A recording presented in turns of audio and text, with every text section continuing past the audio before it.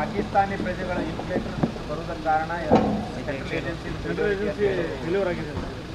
ಅವರು ಎಷ್ಟು ವರ್ಷದಿಂದ ಇದ್ದಾರೆ, ಏನಿದ್ದಾರೆ ಮತ್ತು ಇವರು ಇದ್ದ ಸಂದರ್ಭದಲ್ಲಿ ಎಷ್ಟು ಇನ್ಫ್ಲಿಟ್ರೇಟರ್ಸ್ ಆಗಿದೆ, ಎಷ್ಟು ಭಯೋತ್ಪಾದನಾ ಚಟುವಟಿಕೆಗಳು ನಡೀತಾ ಇತ್ತು, ಈ ಎಲ್ಲ ಸಂಗತಿಗಳನ್ನು ಮೊದಲ ಹೋಮ್ ಮಿನಿಸ್ಟರ್ ಬೇಜವಾಬ್ದಾರಿಯಿಂದ ಮಾತನಾಡಿದರೆ, ಮೊದಲನೇದಾಗಿ ರಾಜ್ಯದಲ್ಲಿ ಹಲವಾರು ವರ್ಷಗಳಿಂದ ಇದ್ದಾರೆ. ಹಿಂದೆ ಸಿದ್ದರಾಮಯ್ಯ ಸರ್ಕಾರ ಇದ್ದಾಗೂ ಇದ್ದರವರು, ಆ ರೀತಿ ಅನೇಕರಿದ್ದಾರೆ.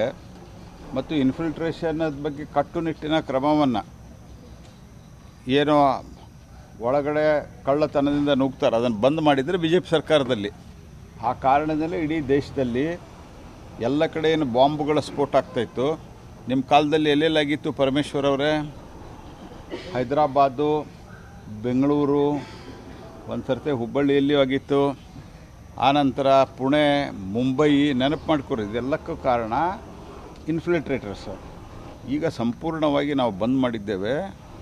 ಇದರಲ್ಲಿ ನಾವು ಈವರೆಗೆ ನಾನು ಕಳೆದ ವಾರನೂ ನಿಮ್ಮ ಜೊತೆಗೆ ಮಾತನಾಡಿದ್ದೇನೆ. ಈ ವಿಷಯದಲ್ಲಿ ಎಲ್ಲೂ ನಾವು ಪೊಲಿಟಿಕ್ಸ್ ಮಾಡಿಲ್ಲ. ಪರಮೇಶ್ವರ್ ಅವ್ರನ್ನ ನಾವೊಬ್ಬ ಸಜ್ಜನ ಅಂತ ತಿಳ್ಕೊಂಡಿವಿ, ದೇಶದ ಬಗ್ಗೆ ರಾಜ್ಯದ ಬಗ್ಗೆ ಕಳಕಳಿ ಇರೋ ಅಂತ ತಿಳ್ಕೊಂಡಿವಿ.